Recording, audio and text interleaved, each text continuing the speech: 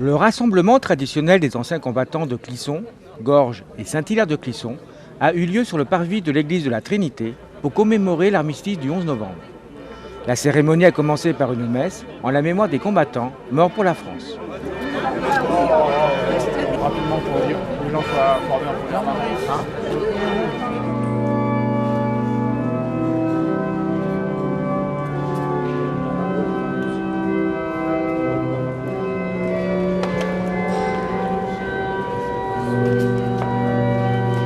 Soyez les bienvenus dans cette église de la Trinité pour la célébration de cette messe du 11 novembre, cette messe du souvenir que nous célébrons bien sûr à l'intention de nos défunts combattants, que nous porterons dans notre pensée et dans notre prière.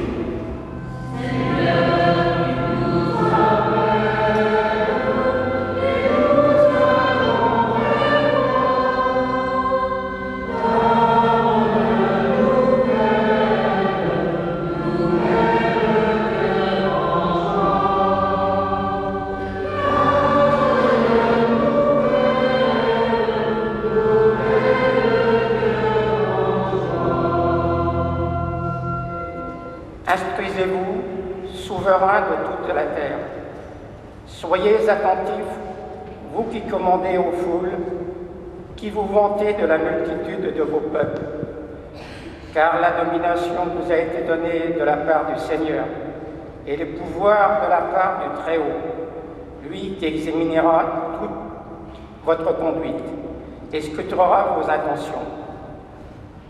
En effet, vous étiez les serviteurs de sa royauté, et vous n'avez pas rendu la justice avec droiture, ni observé la loi, ni vécu selon les intentions de Dieu. Terrifiant et rapide, il fondera sur vous, car un jugement implacable s'exerce sur les grands. Le petit obtient le pardon et la miséricorde, mais les puissants seront jugés avec puissance. Donc, il n'est pas superflu, évidemment, en ce jour où nous commémorons l'armistice du 11 novembre, cette guerre si tragique pour notre Europe, en ce jour, en ces temps anniversaires aussi de la chute du mur de Berlin. Il n'est pas superflu de recevoir cette interpellation pour savoir approfondir ces notions, comme on dit aujourd'hui, de bonne gouvernance ou encore de bien commun, pour ne pas entraîner les peuples dans des guerres sans fin et sans retour. Pour la paix dans le monde, afin que les chefs d'État et de ceux qui exercent une responsabilité publique puissent toujours rechercher les voies du dialogue, de la justice et de la dignité entre les hommes. Prions le Seigneur. Au moment d'être livré et d'entrer librement dans sa passion, il prit le pain, il rendit grâce, il le rompit et le donna à ses disciples en disant : Prenez et mangez-en tous, ceci est mon corps livré pour vous.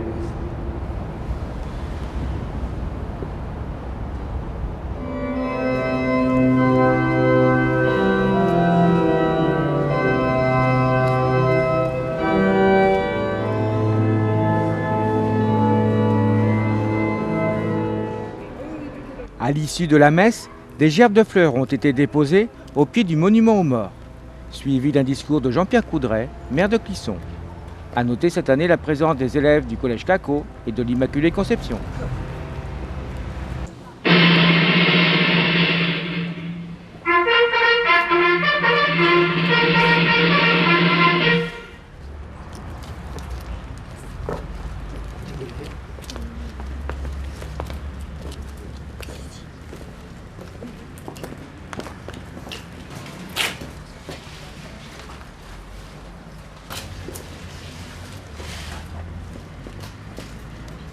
En préambule, je voudrais d'abord remercier les élèves du collège Caco l'Immaculée qui nous ont rejoints ce matin, parce que Je l'ai dit à plusieurs reprises, j'ai eu l'occasion de recevoir des élèves dans le cadre de l'éducation civique, et je leur ai dit que la liberté dont nous jouissions aujourd'hui était quelque chose de fragile, et que si nous avons la liberté aujourd'hui dans notre pays, c'est parce que des hommes et des femmes, avant nous, l'ont défendue pour que notre pays reste libre.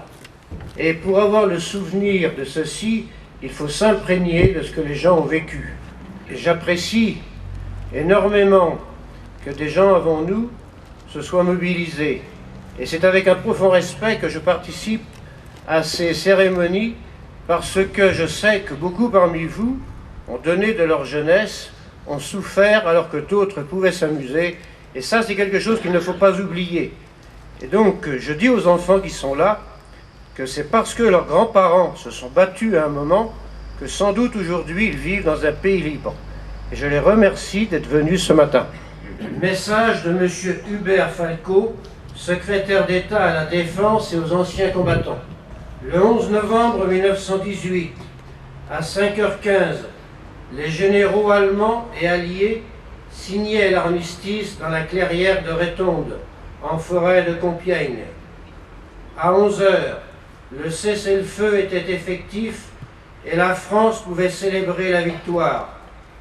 Partout, les clairons retentirent et les cloches des églises se mirent à sonner.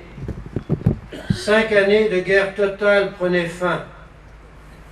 Jamais on ne vit une nation communier tout entière dans une aussi grande ferveur.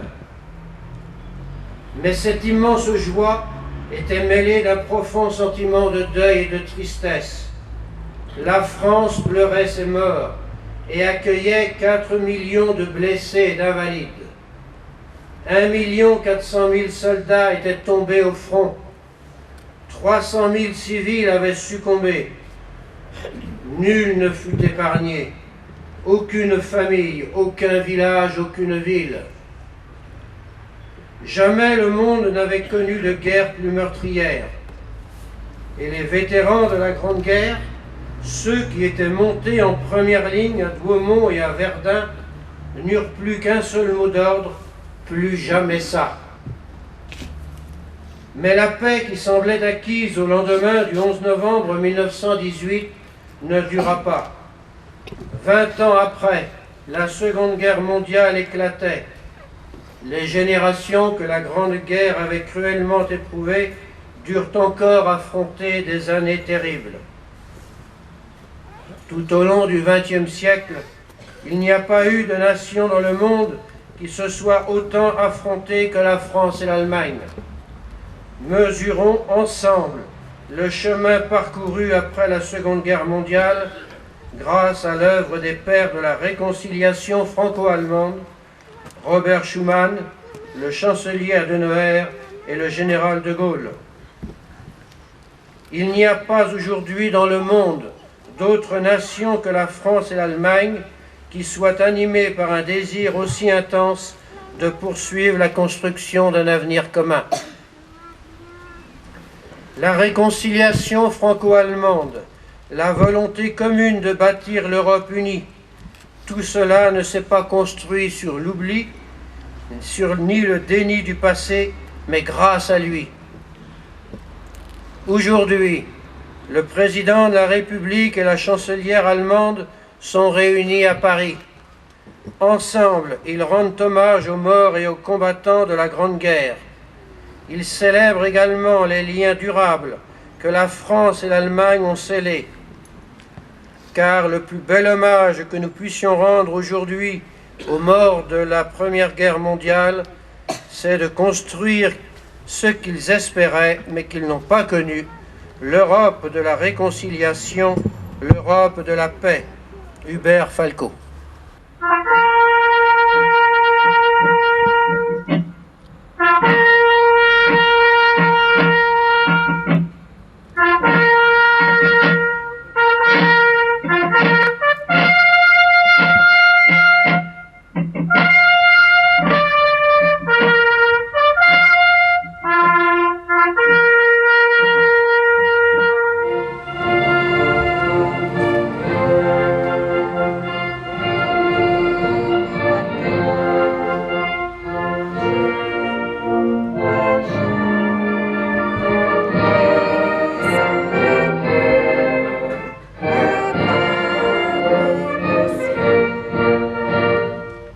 Une remise de décoration a clôturé la cérémonie.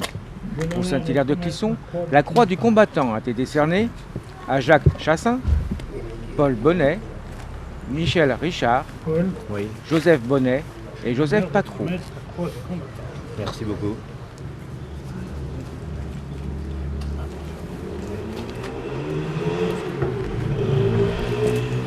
Michel, j'ai l'honneur de te remettre la croix du combattant. Oula, ça tombe pas là. Merci. C'est coriace. Merci. Joseph, j'ai l'honneur de te remettre la croix du combattant.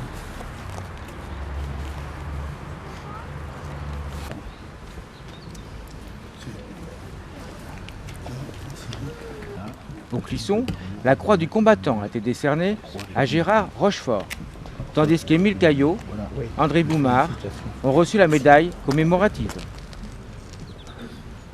Au nom de notre secrétaire d'État d'anciens combattants, je voudrais vous remettre cette croix commémorative d'Algérie.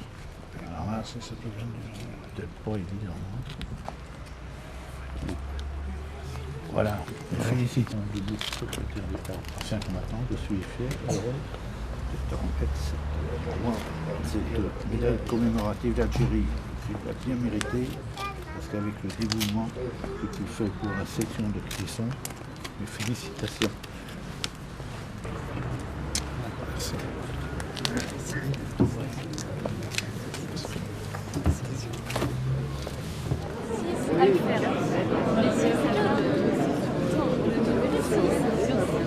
Allez, on regarde. Et on a pas le mérite. J'avoue.